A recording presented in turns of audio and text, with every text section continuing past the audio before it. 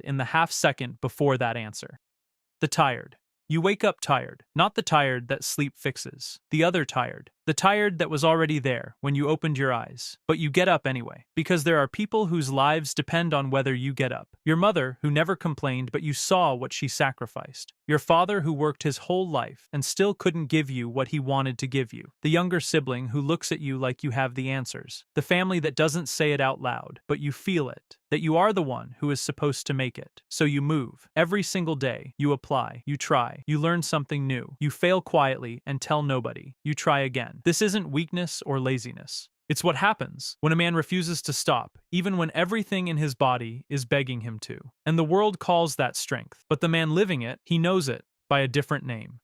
The strong. Something happens to you, something real, something that actually hurts. Maybe a relationship ends, maybe someone close to you died, maybe you pour everything into something, and it falls apart anyway. And the people around you say, "You'll be okay, you're strong, you'll get through it," and you nod, because that's what you do. So you carry it, you handle it, you keep moving, and somewhere in that handling, you never actually let yourself feel it. Not fully, not alone, not ever. And here's what nobody tells you. It doesn't disappear. It just goes underground. It becomes a tightness in your jaw you carry for months without noticing. It becomes irritability you can't explain. It becomes a distance between you and the people who love you that neither of you knows how to close. Unfelt things don't leave. They relocate. They move from your chest into your body, into your sleep, into the way you explode at small things that shouldn't bother you as much as they do. And the cruelest part? You did exactly what you were told to do. You were strong. You kept going. You didn't burden anyone. And it still broke something in you. Because strength without release isn't strength. It's compression. And compressed things always crack. Usually at the worst moment. Usually in the direction of the people you'd never want to hurt.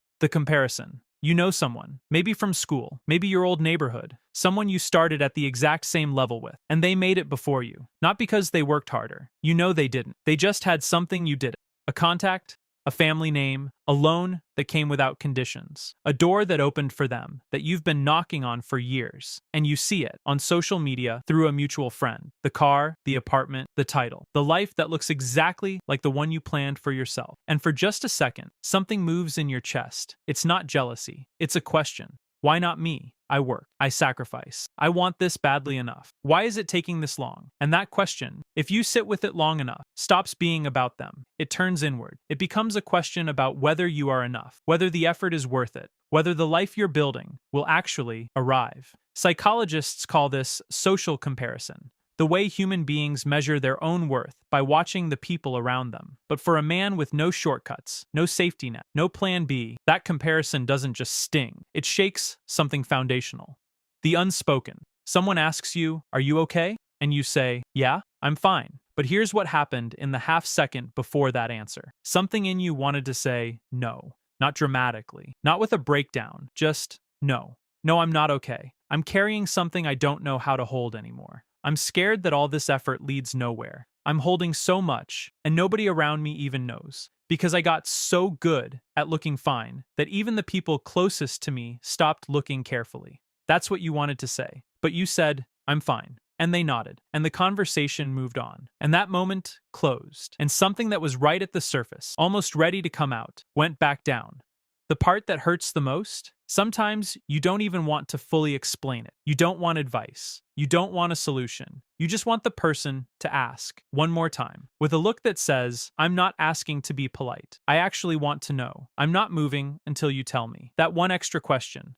That's all it would have taken. But they didn't ask again. They never ask again. Because you're the strong one. Because you always say you're fine. Because you trained everyone around you to believe you never need anything. And now, you're so deep in that identity that even when you're breaking, you smile. You ask how they are, and you go home. The invisible war.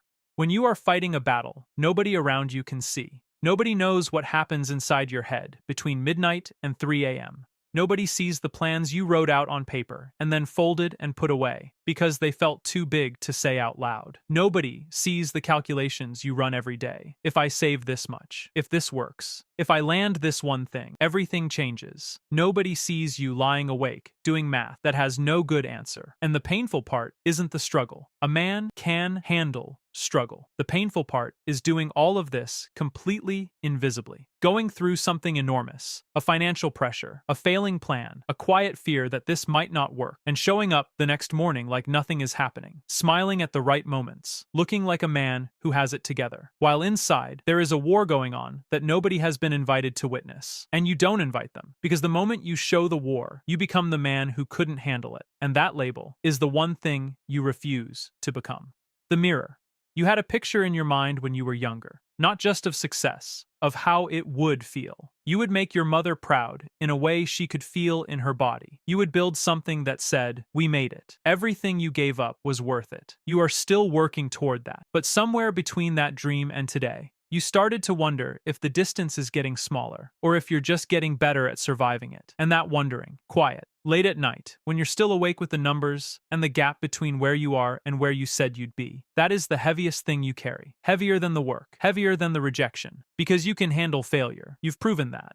What you cannot handle, what no man can carry quietly for too long, is the feeling that the people you are doing all of this for are getting older, that your mother's hair is getting whiter, that the years are moving faster than your progress. That race against time, that nobody knows you're running, that pressure that has no name, that is not failure. That is love, with nowhere to go. 6 things. None of them talked about, none of them posted about, none of them sitting in any conversation you've had with anyone, just carried, silently, daily, alone, by men who look completely fine from the outside. I want to say something directly. If you watched this whole video, if something in here made you feel seen for the first time in a long time, that matters. Not because a video fixes anything, but because a man who finally has words for what he's carrying. That is everything. And if you feel it or it hits you, just leave a comment for part 2.